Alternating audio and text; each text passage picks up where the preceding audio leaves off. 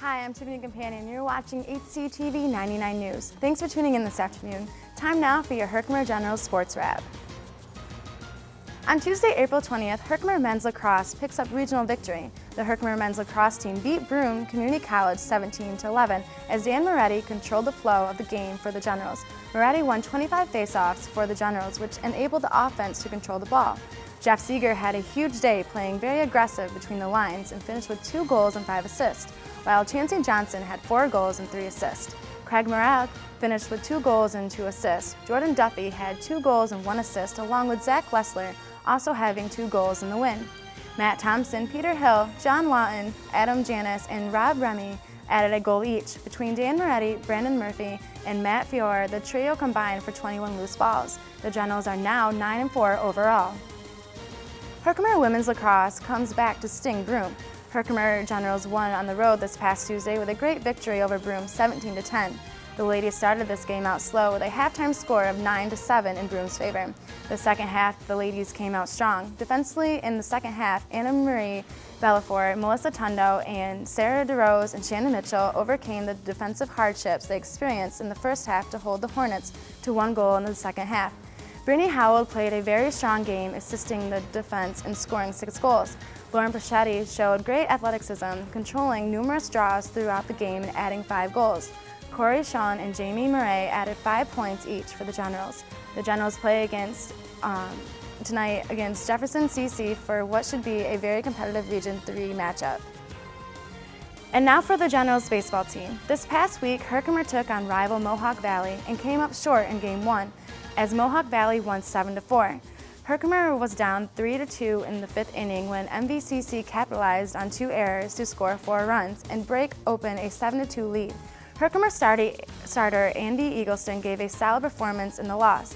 Brandon Jones continued his tear at the plate, going 4-for-4 in Game 1. Herkimer won Game 2 6-4 behind a solid start from left-hander Brendan Terrell, who went 6 1/3 innings while striking out 6. The game was tied 3-3 in the 5th inning when Herkimer got a key 2-out hit from Chris Barone to score Amar Lewis, who led off the inning with a walk. Mike Scarello then singled in Barone to extend the lead to 2 runs. Brett Hauber closed the door in the 7th to earn his second save on the season. George Hajar went 3-for-4 in the Game 2. Well, that's all for this edition of Sports Wrap here on HCTV 99 News. I'm Tiffany Campanian. We'll be back with more news straight after this. Time now for the HCTV 99 News Question of the Week. It's your turn to express your thoughts on one of the week's pressing issues.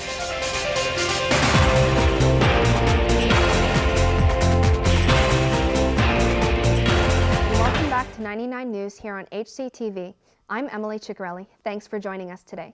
Time now for our HCTV 99 News Question of the Week, where we comb the campus looking for your on-camera input. Due to recent improvements with the security on campus, do you really feel safe? We've got 99 News reporter Sarah Dorosz with your thoughts on the current status of safety here at HCCC. Hello, I'm Sarah Dorosz for HCTV Channel 99 here in Alumni Hall for this week's Question of the Week. This week's Question of the Week is, with the recent improvements with the security system on campus, do you really feel safe? There's other problems I have with campus security and how they handle things. My problem is that they claim to have they claim to want to deal with non-students being on campus, but they have no day pass or guest pass system at all.